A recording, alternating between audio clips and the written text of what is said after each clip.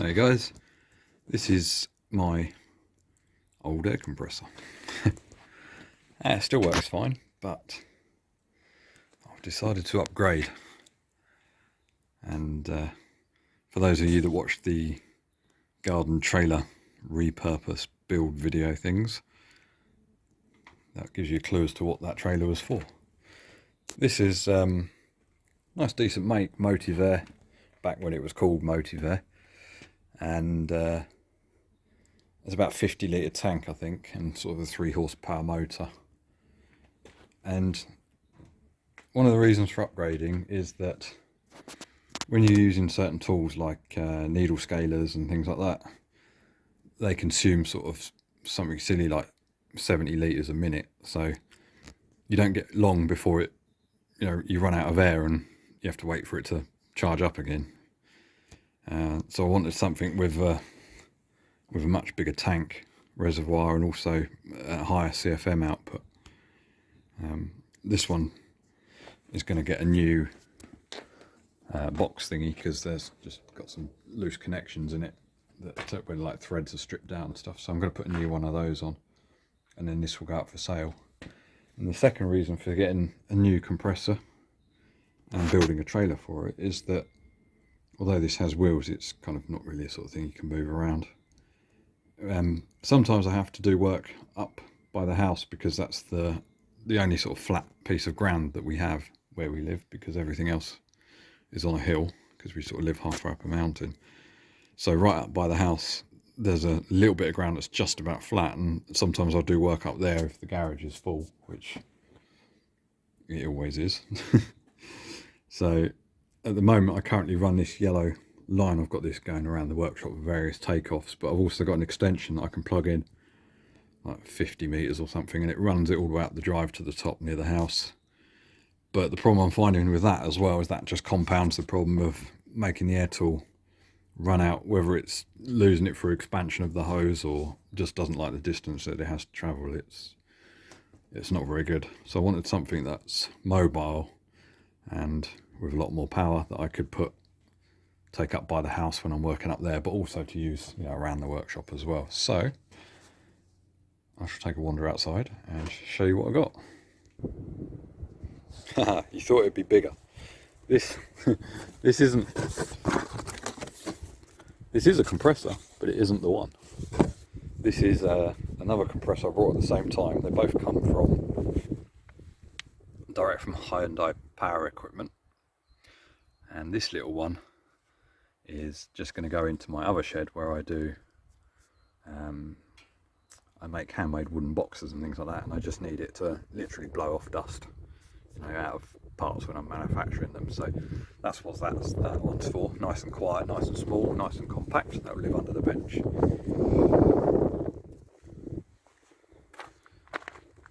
Now this is the lawnmower pulling the trailer.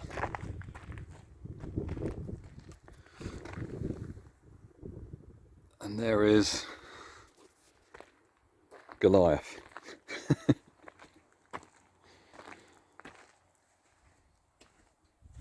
This thing stands 1.2 meters tall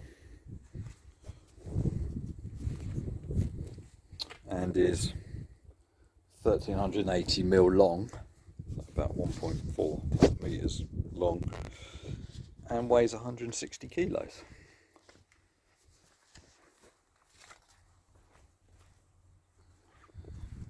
And that's got the 420cc 4-stroke 14 horsepower Hyundai engine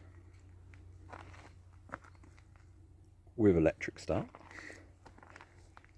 and the tank is 200 litres, and that puts out around 27 CFM, 145 psi.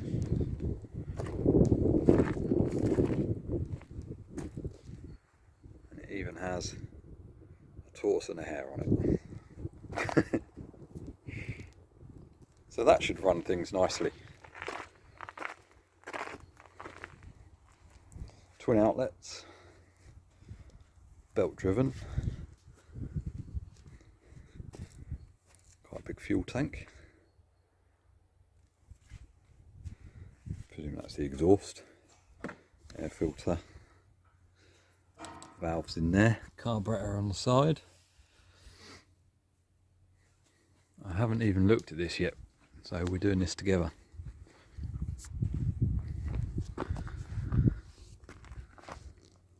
So I just need to get a battery.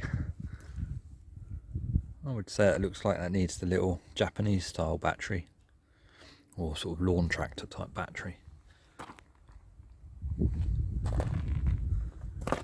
Lots of warning stickers. Warning, warning, danger. Here we go. Don't put it in your house, your garage, your tent, your split screen camper van, your caravan, your motorhome, or on your boat. I think that would be quite dangerous.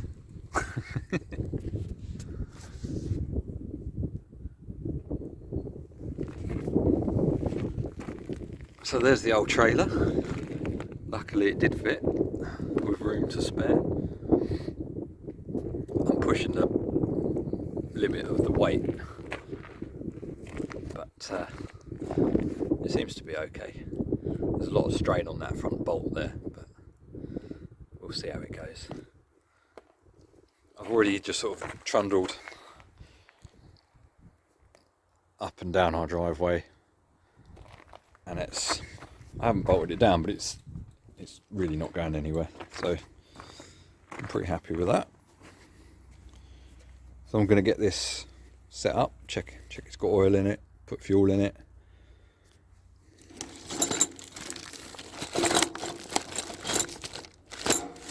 Read the instructions maybe, and then we'll fire it up. I've unboxed the little one, thought I'd put it next to the big one for comedy value.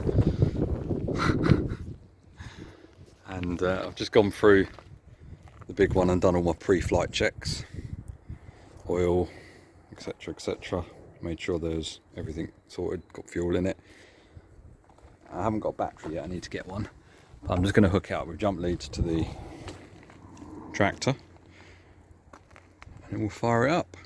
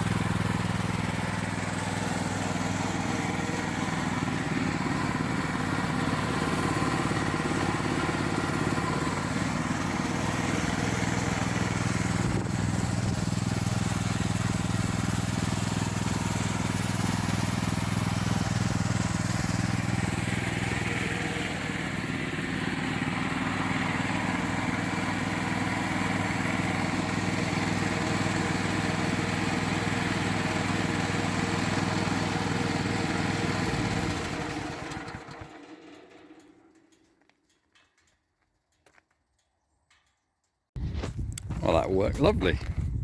It, I think you set it to hair when it's filling up, and then when it reaches 100, and so I'm trying to shelter you from the wind because it's quite windy today. Let's go inside.